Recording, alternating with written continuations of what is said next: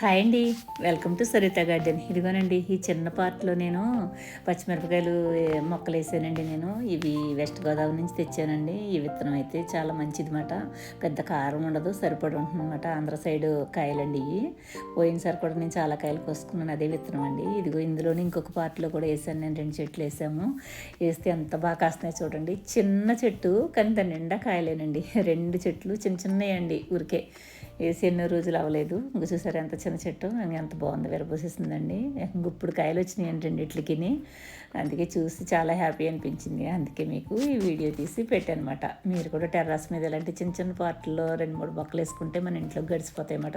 ఇవి పచ్చిమిరపకాయలు. పచ్చిమిరపకాయలు ప్రతి దాంట్లోని మనకు అవసరం కదండి. చూసారు కదా ఎంత బాగున్నాయో, చాలా లావుగా బలంగా వచ్చినాయండి. నాకైతేనే చూసి మీరు కూడా ఆనందించండి. సరేనా? బాయ్ అండి.